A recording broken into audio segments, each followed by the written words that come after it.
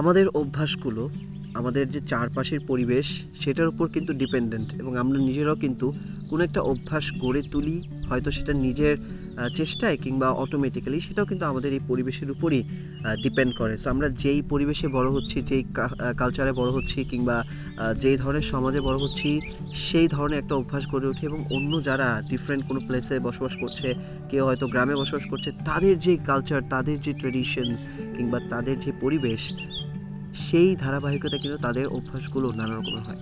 ছোট্ট একটা এক্সাম্পল যদি আমি দেই, আমরা যারা শহরে বসবাস করি, আমাদের খুব বাজে একটা বদ অভ্যাস হচ্ছে যে আমরা সারা রাত হয়তো মোবাইল নিয়ে টুকুর টুকুর করতে থাকি এবং খুব ভোরে আমরা ঘুমাতে যাই এবং খুব লেটে ঘুম থেকে উঠি। কিংবা আমরা যারা স্টুডেন্টস আছি তারা হয়তো খুব লেটে ঘুমাতে যাই এবং খুব ফাস্ট ঘুম থেকে উঠি, যার ফলে দেখা যায় যে আমাদের ঘুমটাও প্রপারলি হয় না। একটা সাধারণ মানুষের অন অ্যান অ্যাভারেজে কিন্তু 7 ঘন্টা ঘুম প্রয়োজন, এবং যেখানে আমরা দেখা যায় আমাদের ঢাকা শহরের স্টুডেন্টসরা বা ছেলেপেলেরা হয়তো আমরা গড়ে 3 ঘন্টার মতো বা 4 ঘন্টার মতো ঘুমাই।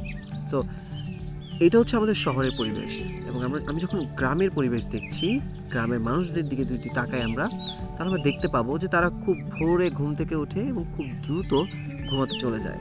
এই যে দুই ধরনের অভ্যাস কিন্তু আমরা দেখতে পাই আমাদের এই ছোট্ট একটি দেশে নানা রকমের মানুষের মধ্যে। তবে আমি যা বলছি ঠিক সেটাই কিন্তু আমার এই দুইটা এক্সাম্পলে ফুটে উঠছে, যে দুইটার পরিবেশ কিন্তু আলাদা।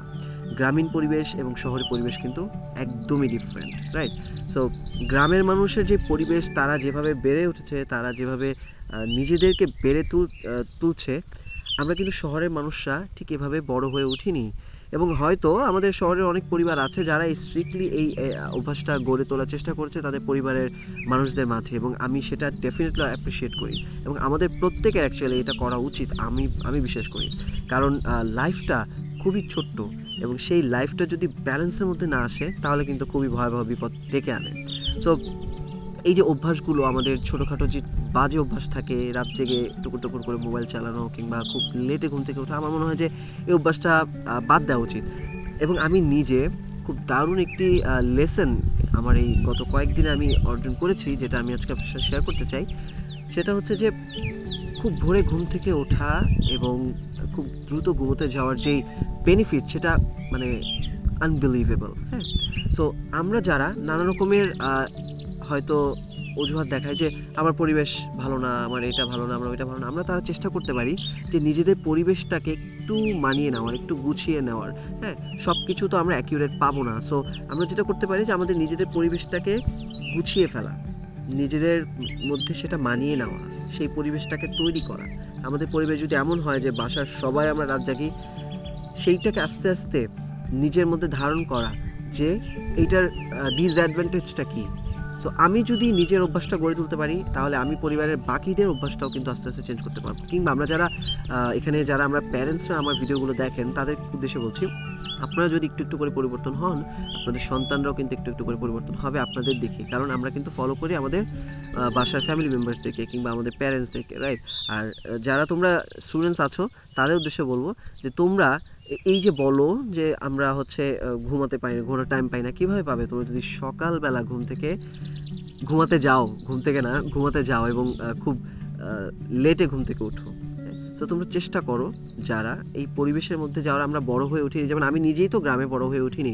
সো আমি নিজে চেষ্টা করি যে আমার রুটিনটা যেন ঠিক আমি এখান থেকে যেই এক্সপিরিয়েন্সটা নিয়ে যাচ্ছি কিংবা আমি যে লেসনটা নিয়ে যাচ্ছি সেটার মতো করে গড়ে তুলতে। তাহলে কি হবে?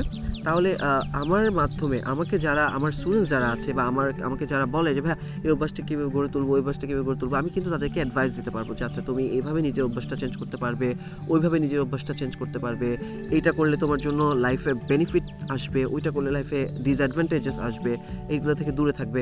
সো এতে করে তোমরা যদি নিজেদের মাঝে এই অভ্যাসগুলো গড়ে তোলার চেষ্টা করো এবং সেগুলো ধারণ করতে পারো, আমার মনে হয় যে তোমাদের ছোট যারা আছে, যারা তোমাদেরকে ফলো করে, যারা তোমাদেরকে অনুসরণ করে, তারাও কিন্তু নিজেদের লাইফগুলোকে চেঞ্জ করতে পারবে। এবং তোমরা যদি আমার এই একবার অ্যাডভাইসটা শুনে দেখো, তোমরা যদি নিজেদের এই লাইফটাকে চেঞ্জ করতে পারো, অভ্যাসগুলোকে চেঞ্জ করতে পারো, বাজে বাজে যে অভ্যাসগুলো আছে সেগুলোকে বাদ দিয়ে ভালো ভালো অভ্যাসগুলোকে যদি তোমরা ধারণ করতে পারো, প্রতিদিন হয়তো খুব সকালে ঘুম থেকে ওঠা, তারপরে একটু হাঁটাচলা করা, একটু মানে খোলামেলা জায়গায়, দেন হচ্ছে তোমরা যদি এসে এক্সারসাইজ করতে পারো, কিংবা তোমরা যাদের হয়তো পড়াশোনা আছে, তোমরা পড়াশোনা করলে দেখবে যে আস্তে আস্তে তোমরা যদি এটা স্টার্ট করো, ফার্স্ট কাজ স্টার্ট করা ডেফিনেটলি অনেক কষ্ট এবং অনেক ধৈর্যের ব্যাপার। সো তোমরা যদি একবার কিক অফ করতে পারো, আস্তে আস্তে জিনিসটা অটোমেটিক্যালি তোমার সাবকনশিয়াস মাইন্ডে সেটা সেট হয়ে যাবে এবং প্রতিদিন দেখা যাবে যে তোমার নিজের মাথায় একটা অ্যালার্ম বাজবে যে আচ্ছা আমার তো এখন ভোরবেলা উঠে যেতে হবে, আমার তো এটা করতে হবে, আমার এটা করতে হবে।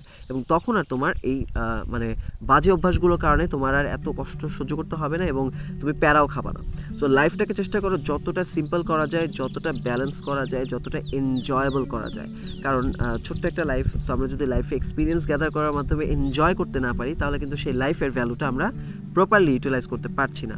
সো চেষ্টা করো আজকে থেকে তোমার অভ্যাসগুলো চেঞ্জ করার, এবং তোমার অভ্যাস চেঞ্জ করার আগে চেষ্টা করো তোমার যে চারপাশে পরিবেশ আছে সেই পরিবেশটাকেও চেঞ্জ করার। দেখবে লাইফটা অনেক বেশি ইজি হয়ে গিয়েছে।